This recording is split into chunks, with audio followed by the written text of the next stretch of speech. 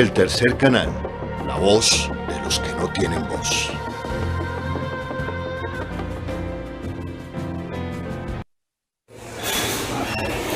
Muy buenas tardes, cuando son las 12:30 de la tarde, seguimos transmitiendo aquí desde la ciudad de Medellín, el tercer canal, el informativo de la voz de los que no tienen voz. Y seguimos en Medellín porque Medellín y Antioquia tienen muchas historias que el país debe conocer. Precisamente de Medellín y de Antioquia es hoy uno de los candidatos que se perfila como seguramente candidato presidencial. Estamos hablando de Sergio Fajardo. Y para hablar de otras facetas, de otras caras de Sergio Fajardo, he querido invitar hoy a Isabel Cristina Zuleta, socióloga, defensora de derechos humanos, graduada de la querida y emblemática Universidad de Antioquia, y la he invitado porque ella ha liderado junto con los campesinos víctimas de Hidroituango, así como ustedes escuchan, porque el proyecto Hidroituango desplazó familias campesinas, hoy pone en riesgo a miles de familias campesinas. En sus territorios hay víctimas del paramilitarismo. Yo recuerdo a HH, comandante paramilitar, contándome que el paramilitarismo era un proyecto económico y que primero llegaba el paramilitarismo para despejar de campesinos sectores o tierras donde se iban a instalar megaproyectos. Siempre he creído que ese ha sido el caso y fue el caso de Hidroituango. Pero para que nos hable de este tema y de quién es Sergio Fajardo, uno de los impulsores de ese proyecto, pues he invitado a Isabel Cristina. Isabel Cristina, muy buenas tardes. Buenas tardes, Jorge. Muchas gracias por la invitación. Bueno, Isabel Cristina, ¿cómo ha sido esta lucha de estos años de denunciarle al país lo que hay detrás del proyecto Hidroituango y ahora, pues, quién es Sergio Fajardo? Bueno, realmente ha sido muy difícil. Nosotros somos comunidades víctimas del conflicto. La mayoría de los líderes en el territorio han sido asesinados. Hay una historia de asesinatos, de persecución política, no solo del conflicto armado, sino de violencia sociopolítica. Es que más allá del conflicto armado, lo que se ha vivido en el territorio es una violencia sociopolítica, es una violencia que impide disentir. A nosotros siempre nos dijeron que era imposible oponerse a Hidroituango, y esa tesis es desde hace muchos años, antes de Sergio Fajardo. Es decir, él la refuerza. Porque oponerse a Hidroituango, me imagino que le habrán dicho, como me han dicho a mí, era oponerse al desarrollo. Era oponerse al desarrollo, pero además era estar en contra del Estado. Así tal cual nos lo dijeron. Es que oponerse a Hidroituango era estar en contra del Estado.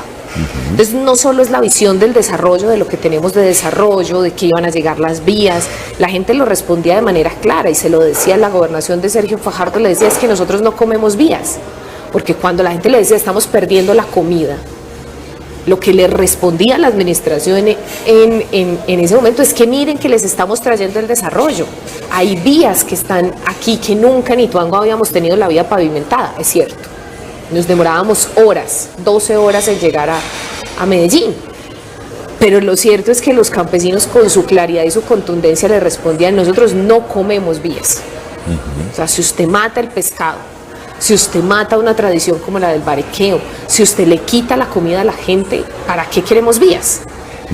Y esa es la contradicción histórica. O sea, no solo ha sido oponerse a la visión de desarrollo, sino que esa visión del desarrollo está sustentada en todo el Estado. ¿Por qué ha sido tan difícil? Porque todos los organismos del Estado aquí en Antioquia han estado cooptados. Han estado cooptados por empresas públicas de Medellín, por la alcaldía de Medellín y por la gobernación de Antioquia. Entonces, cuando Sergio Fajardo para los fines de ese proyecto. Para los fines de este proyecto y para muchas otras cosas. Okay. O sea, lo cierto es que uno no tenía dónde acudir. La Procuraduría al servicio de EPM, la Defensoría al servicio de EPM, los jueces de la República copiaban y pegaban en sus decisiones judiciales lo que les decía EPM. Copy-paste. Sí, literal. Y nosotros decíamos, ¿pero por qué? ¿Qué es lo que está pasando aquí? Y lo cierto es que la Alcaldía de Medellín, la Gobernación de Antioquia, Empresas Públicas de Medellín son los grandes contratistas del departamento, tienen muchísimo dinero y con las alianzas con los empresarios, realmente todos tenemos un contrato con EPM en este departamento, un contrato de energía, un contrato para el servicio del agua. Tenemos un contrato que hace una dependencia y eso lo tienen los jueces, lo tienen los magistrados, lo tienen todos los entes. Entonces, hay una relación de dependencia con Empresas Públicas de Medellín que hace que sea muy difícil oponerse. Isabel, Cristina y colombianos que nos ven en este momento, solamente 49 millones de colombianos nos están viendo en este momento, no, pero allá vamos a llegar. Hidroituango es uno de los proyectos de infraestructura más grandes en la historia del país. En su momento se advirtió que no lo necesitaba el país, la inviabilidad en el terreno donde se iba a hacer, las consecuencias sobre los campesinos. El tema es que Hidroituango ha debido echarse a funcionar hace más de 2 años. No se ha podido. Se pretendió pasar por encima de los estudios geotécnicos para acelerar su construcción. Un desastre. Ha llevado a la quiebra a Empresas Públicas de Medellín, que es de todos los antioqueños y medellinenses, no es de un grupo empresarial, ¿no es cierto? Pero quiero que tú le cuentes a los colombianos, porque de pronto el colombiano promedio dice, no, pero si eso trae desarrollo. Pero no. Pero Isabel, cuéntale a los colombianos de una manera didáctica, pedagógica, cuáles son los problemas de Hidroituango de haber hecho ese proyecto en contra de la voluntad del campesino, en contra de los estudios, en contra de la naturaleza, ¿no es cierto? Y cuáles son los efectos hoy para Medellín, para Antioquia, para Colombia. Hidroituango es un proyecto fracasado, o sea, lo quieren mantener a flote a partir de especulación, a partir de mentirle a la opinión pública. El fracaso de Hidroituango se evidencia en que desde el 2013 el plan que ellos tenían ya estaba retrasado. En esa época estaba Sergio Fajardo y ya había un retraso en la obra por las dificultades técnicas, por las dificultades sociales, porque no fue un proyecto consultado. Pero ¿cuáles son las implicaciones? Primera, es una implicación militar.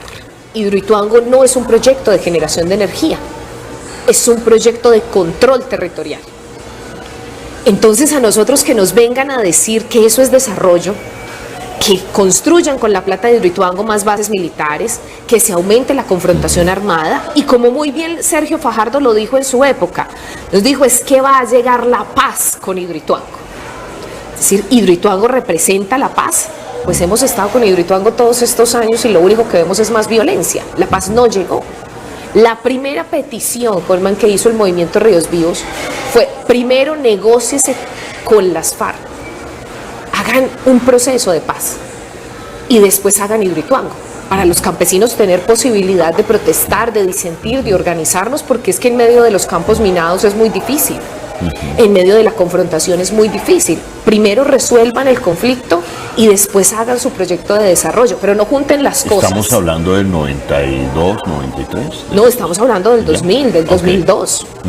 En esa época nosotros le propusimos a Sergio Fajardo y lo que nos contestó fue, el desarrollo no puede parar por la guerra.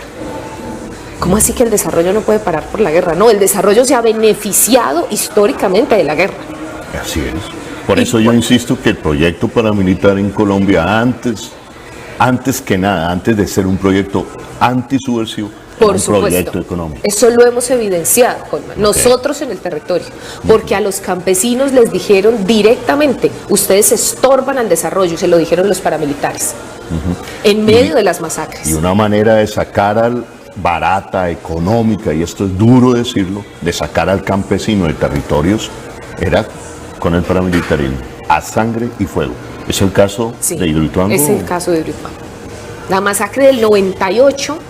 ¿La de la Barcita o...? La de la masacre de Barbacoas y Oro Bajo. Okay. La masacre de Oro Bajo, que es uno de los poblados notables que quedó debajo del agua, se dio en el año 98. En el año 97 se crea la Sociedad Promotora de Pescadero Ituango, que la crea Álvaro Uribe Vélez. Inmediatamente creada esa sociedad, se da la masacre en el poblado que va a quedar inundado y masacran al líder indígena. Desde ese momento la comunidad notable no se volvió a representar como notable. y aparece Nutabe. Nutabe. Okay. Y aparecen los estudios que los indígenas Nutabes desaparecieron. En los estudios de Hidroituango. Desaparecieron, no, los masacraron.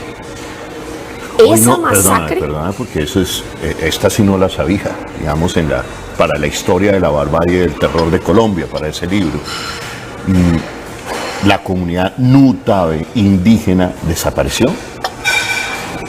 La comunidad siempre estuvo ahí, no fue reconocida, como muchas comunidades en Colombia. ¿Qué es lo que pasa? Que el gobierno juega con el reconocimiento de las comunidades indígenas. Porque supuestamente una comunidad indígena tiene que hacerse reconocer del Ministerio del Interior.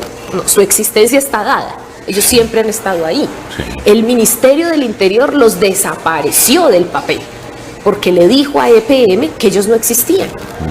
Ellos sí existían porque estaban ahí. Por supuesto que existían. Que no tenían un líder. Es cierto, porque se lo habían matado en la masacre del 98. Y como su forma cultural hace que el liderazgo se herede, el niño que él tenía, que podía liderar su comunidad, solo tenía 14 años. No podía asumir las funciones de líder. Solo hasta que él creciera podía ser líder de la comunidad. Don Virgilio, para nosotros fue la muerte más dolorosa, porque implicaba que esa comunidad... ¿A él lo matan? A él lo matan en la masacre. Okay. Lo matan junto a otros 4 campesinos. Oro Bajo quedó completamente desolado, desierto, toda la gente se fue. Todos los Nutabes que habitaban ahí, porque los Nutabes han habitado en todo el cañón del río Cauca, no solo en Oro Bajo. A ellos los entierran ahí, la misma comunidad, y toda la gente se desplaza. Hoy hay Nutabes de esa masacre del 98 dispersos por muchas partes, incluso aquí en Medellín. ¿Y qué es? ¿Por qué no puede ser un proyecto de desarrollo? No nos pueden venir a decir que esto es un proyecto de desarrollo, porque esto es la muerte misma. Solo estoy hablando de una masacre y nosotros hemos documentado 110 masacres. ¿Cuántos muertos, campesinos muertos, hay en el proyecto de Hidroituango? Es muy difícil saberlo, por varias razones. La primera, porque los muertos, no solo los muertos que ha desaparecido Hidroituango, no solo son los del conflicto armado. También son los de muerte natural, como el del cementerio de Oro Bajo y de Barbacoas, de La Fortuna. Entonces, tenemos todos los tipos de víctimas. Resulta que esos muertos también tienen una familia que se desplazó por la violencia. Pero Hidroituango llegó y dijo que no, que esos muertos se los iba a llevar. Y contrató, con mucho dolor lo digo, a la Universidad de Antioquia, para que se llevara los muertos de la gente.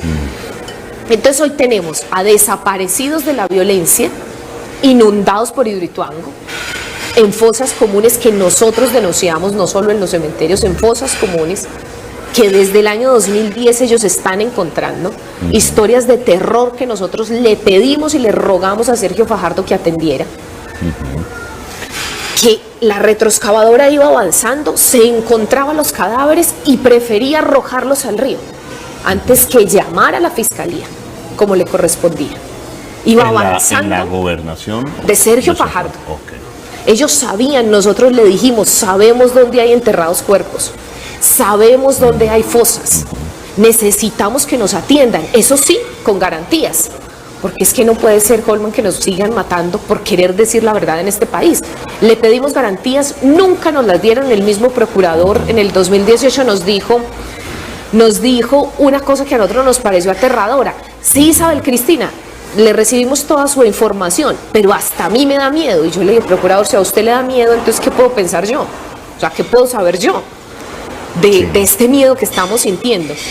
Entonces, EPM no solo ha inundado, el cálculo que nosotros tenemos de los desaparecidos que puede haber en la zona de Hidroituango es de más de 600 personas, de 600 cuerpos.